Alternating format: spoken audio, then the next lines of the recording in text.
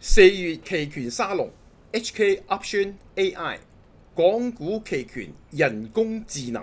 呢個非常精彩一樣嘢，先講啲具體嘅案例，我哋點樣通過呢一樣嘢去揾到我哋自己作為散戶嚟講，我哋應該點去做嘢嘅。大家下個星期咧就可以開始試用啦。咁要點做咧？我哋就去到教室網站啦，有位置咧喺呢度啦。撳入去就會有一張 form 喺4月30號之前，咁啊填好呢張 form，咁就會有一個免費嘅試用期，就為期2個禮拜嘅，係由5月2號去到5月16號。咁希望大家咧就多啲使用，同埋多啲用佢唔同嘅工具咧，咁提啲意見出嚟俾我哋。如果咧你嘅意見真係好好嘅話咧，我哋會採納啦，咁同埋咧會有獎賞俾翻你嘅。咁入到嚟咧就會見到呢個界面啦，我哋港股期權人工智能啦。咁我哋咧先由比較熟悉嘅 Hello Evening 開始先。Hello Evening 啦。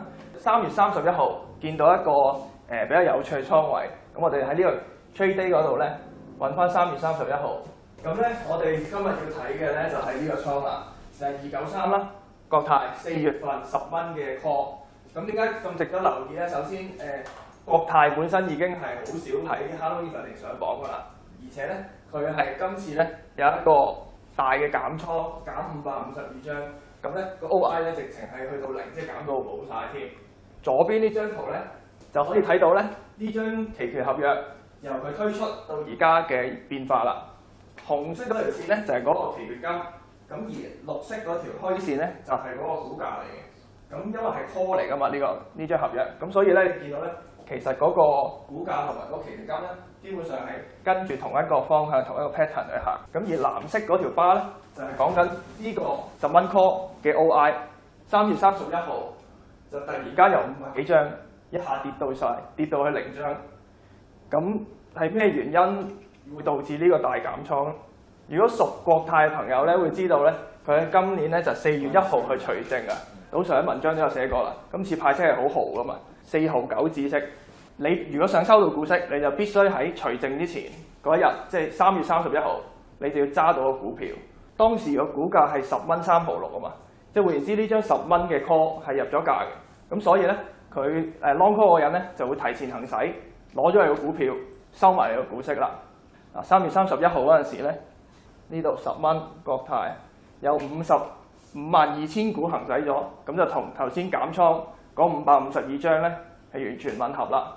咁如果我哋想睇下而家個發展，即係而家個倉變成點，咁我哋可以用咧另外一個工具去睇嘅。呢個另外一個功能叫做 OI Filter。咁我哋揀翻頭先個倉位啲資料啦。好，咁我哋呢個倉位咧就出咗嚟啦。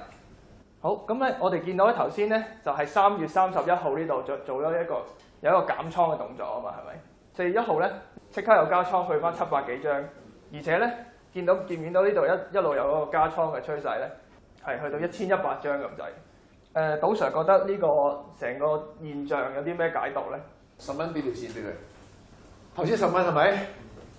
問一問大家，仲有2日時間係咪？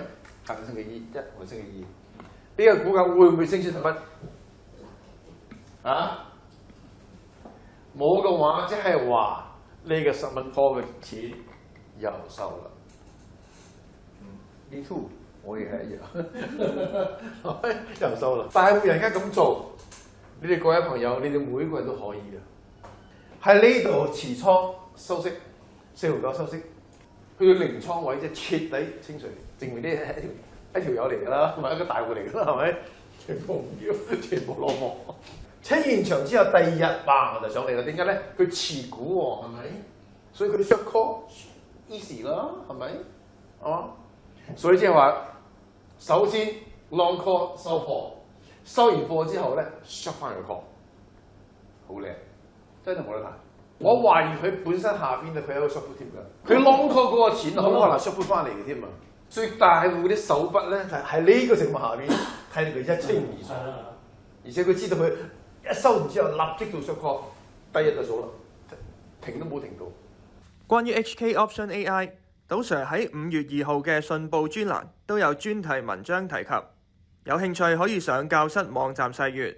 香港期權教室成立於2008年，賭 Sir 自2007年起撰寫信報專欄期權教室至今，18年嚟從未間斷。有關期權教室嘅更多資訊，請留意教室網頁。